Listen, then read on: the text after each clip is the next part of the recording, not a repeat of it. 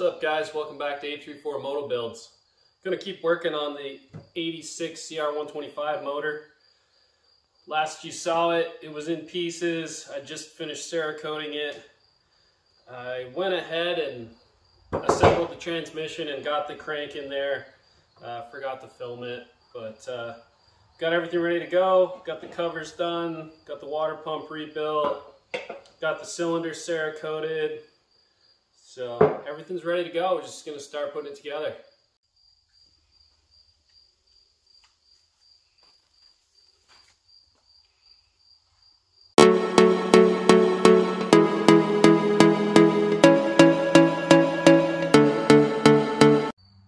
So I ran into a couple problems right off the bat here. The primary drive gear that goes on the crank is nowhere to be found. And without that, I can't put the clutch on.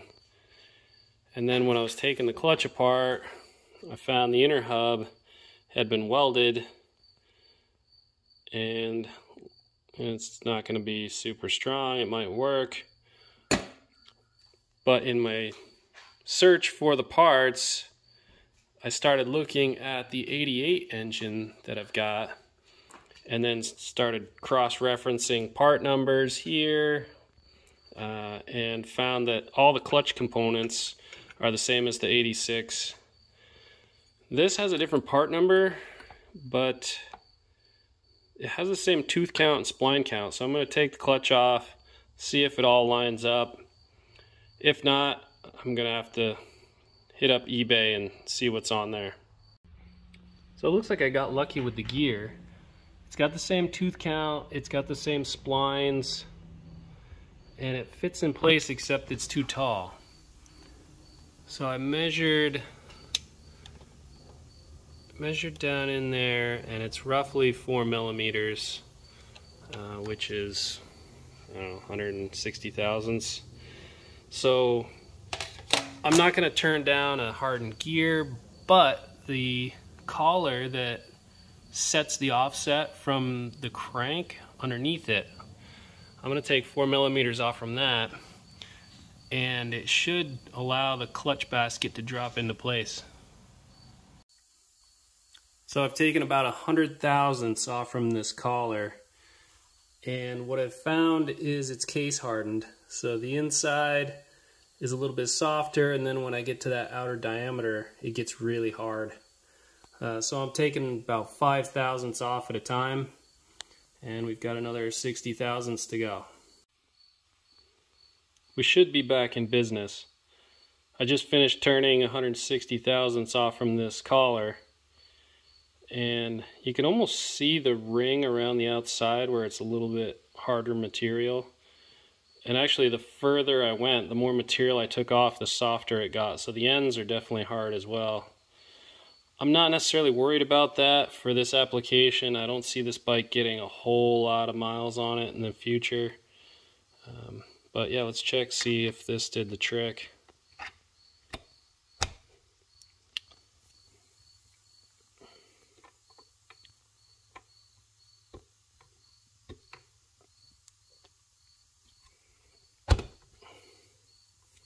There we go. Nice and flush.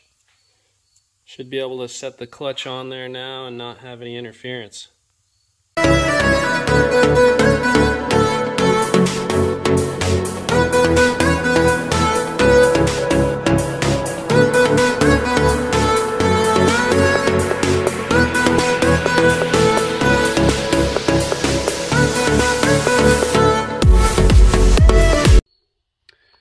Getting ready to put the right side cover on, and I only have one dowel, alignment dowel, that I can find. So this 88 motor has kind of been a saving grace. I had some comments, guys asking, well, why don't you reuse that 88 motor? This is why. You know, you're not going to weld repair this, and somebody already has a couple times. It's just not worth fixing. So anyway, it does have the dowel I need, so I'm going to yank that out of there and keep this 86 build going. So here's a little trick if you ever have to get one of these dowels out. Find a screwdriver or something else, maybe a bolt that has the same diameter as your dowel pin. And once you do that, you can put some pliers on it, and you're not going to crush or crimp the dowel. You should be able to just wiggle it and have it pop out, just like that. So now we haven't deformed the pin at all. It still slides free on the screwdriver and should work in the case nicely.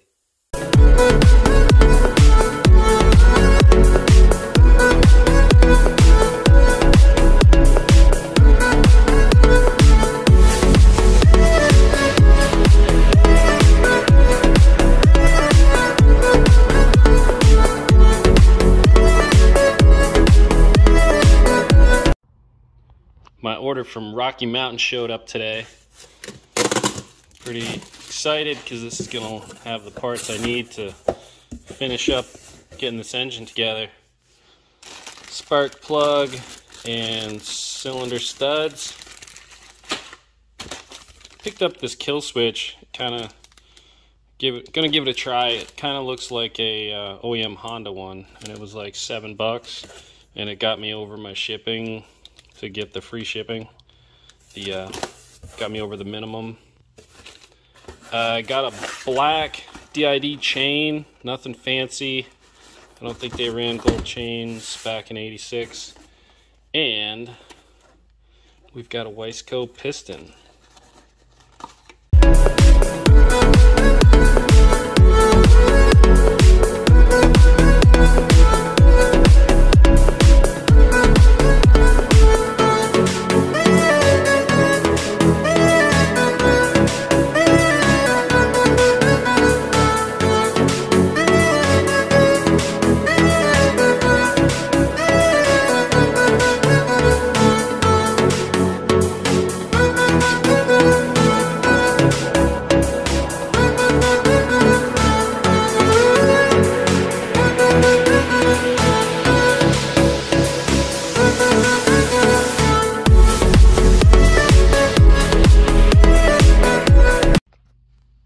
Got the top end all buttoned up. It's looking pretty good. You may have noticed that I didn't put this schnozzle on the exhaust port. So this, I mean, I'm not old enough to appreciate this because this is an '86. I would have been 6 years old. But instead of having the power valves built into the cylinder, they had this extension, like a mid pipe, kind of between the cylinder and the actual exhaust pipe, and there was a butterfly valve in here and an expansion chamber that would hang down below it. Somebody over the years, I guess, deleted this. There was a pretty ugly block off plate over this port, and for now I'll probably do the same thing. I'll make a nice little aluminum one and just block it off for now. It's probably going to be a challenge to try and find the linkages that connect it so it drives off the water pump, and then there's a linkage that comes up through here and then across the front of the base of the cylinder, and then there's this this little gear on the schnozzle, and that would rotate from the shaft that was in the cylinder. All of that stuff is missing, so you know, it's gonna be a huge search to try and find those parts. So for now, just gonna leave it how it is and block that off, and hopefully in the future find the parts I need. So I'm gonna clean up this reed assembly. This is actually from the '88. I bought, it was missing, right, for the '86, so I bought one on eBay, and it came, and somebody had put a set of reeds in it that weren't OEM, and they were all damaged. And when I pulled that '88 engine out, lo and behold, I found this, which is in really good condition, and it also fits in here perfectly. So I'm gonna go ahead, clean this up and use it. Throw this guy in the hydro blaster, get it shined up, and get it on the cylinder. Just went down in the moto cave digging around for a different hose clamp or band clamp. This is the one that was on there, and this is your typical automotive radiator band clamp. And I wanted something that was more OEM. I'd bought a couple for my Pro Circuit CR125 bike, and they were OEM replacements and they didn't fit. So this is one of them, and it's actually a great fit for this boot here. So I'm gonna go ahead and use this. I got the boot base all cleaned up with the Hydro Blast. Looks pretty good. So let's put this thing together.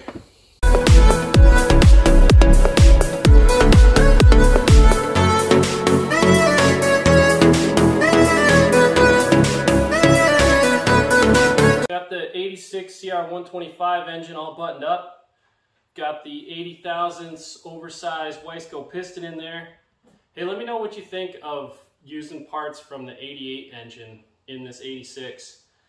Some of the parts were common for the clutch, and I used those, but I also stole that gear, the primary drive gear, off the crank and turned down the collar. So it wasn't ideal, it's not original. Leave some comments, tell me what you guys think. Was it a good idea? Was it a bad idea? Still got a little bit of work to do on the electrical. The stator that was in there, all these parts were in a Ziploc bag, and I didn't see them soon enough, and they need to get replated. They're really rusty and ugly. So still got some work to do there. So next up on the build is going to be working on the frame for this 86 bike. I'm going to convert the rear brakes from drum to disc, and in order to do that, I need to mount a master cylinder to the frame and a different brake pedal. So we're going to get into the fabrication side. I've got the engine buttoned up, can turn the garage back into a dirty shop and not have to worry about getting any kind of FOD into the engines or on my other workbench. Hey, if you guys like the content you've been seeing, make sure to hit the like button and subscribe. Appreciate you guys watching, and stay tuned for more.